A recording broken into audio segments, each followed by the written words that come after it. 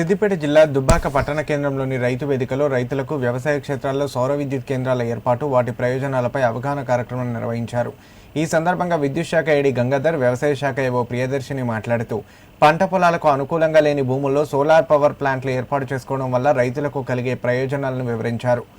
విద్యుత్ వినియోగాన్ని తగ్గించే లక్ష్యంతో ప్రతి రైతు కూడా సోలార్ పవర్ ప్లాంట్లను సద్వినియోగం చేసుకోవాలని సూచించారు.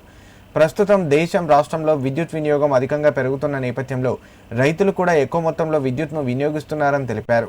సోలార్ పవర్ ప్లాంట్లు ఏర్పాటు చేసుకోవడం ద్వారా విద్యుత్ వినియోగం తగ్గడమే కాకుండా సౌరశక్తి ద్వారా అనేక ఆర్థిక లాభాలు పొందవచ్చని చెప్పారు. ప్రతి రైతు తమ పంట పొలాల వద్ద బోర్ల సమీపంలో సోలార్ ప్లాంట్ ఏర్పాటు చేసుకుంటే అవసరమైన చోట విద్యుత్ను సమర్థవంతంగా వినియోగించుకోవచ్చని పేర్కొన్నారు. వ్యవసాయ శాఖ ఆధ్వర్యంలో నిర్వహించిన ఈ అవగాహన కార్యక్రమానికి అధిక సంఖ్యలో రైతులు హాజరై విజయవంతం చేసినందుకు అధికారులు ప్రత్యేక కృతజ్ఞతలు తెలిపారు. కార్యక్రమంలో వ్యవసాయ శాఖ అధికారులు, విద్యుత్ శాఖ అధికారులు, రైతులు పాల్గొన్నారు. ఈరోజు విద్యుత్ శాఖ దుబ్బాక కేంద్రంలోని రైతు వేదికలో సోలార్ పవర్ ప్లాంట్ పెట్టుకోవడము, రైతులకు ఈ యొక్క సోలార్ ప్లాంట్ పెట్టుకోవడం వల్ల లాభాలు ఏంటి, దానివల్ల కలిగే తదుపరి ప్రయోజనాలన్నీ ఈ యొక్క రైతు వేదికలో చాలామంది, దాదాపు ఒక 150 మంది రైతులు రావడం జరిగింది, రైతు పెద్దలు రావడం జరిగింది. వాళ్ళందరికీ క్షుణ్ణంగా ఏదైతే మన దగ్గర పంట పొలాలకు అనుకూలంగా లేని భూములకు మనం సోలార్ పెట్టుకుంటే ఎలాగైతే లాభం ఉంటుందో వాళ్ళు ముందుకొస్తే ఈ యొక్క సోలార్ ప్లాంట్లు సక్సెస్ అవుతాయి. తర్వాత ముఖ్యంగా ఈ యొక్క విద్యుత్ వాడకము 100కి 80% రైతులే వాడుతున్నారు కాబట్టి రైతు వ్యవసాయ బోర్ల దగ్గర ఈ యొక్క సోలార్ ప్లాంట్ పెట్టుకుంటే అందరికీ లాభం జరుగుతుంది, వాళ్లకు నాణ్యమైన కరెంట్ వస్తుంది.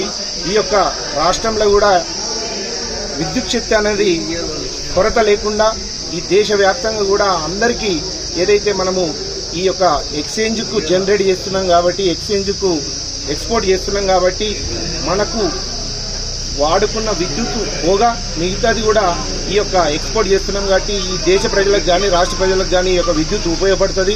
రాను మనం 100కి 100% సోలార్ మీదనే ఈ యొక్క విద్యుత్ జనరేట్ చేస్తే ప్రతి ఒక్కరికి కాలుష్యం అనేది లేకుండా ఈ యొక్క పొల్యూషన్ వాతావరణం అనేది ఉండదు.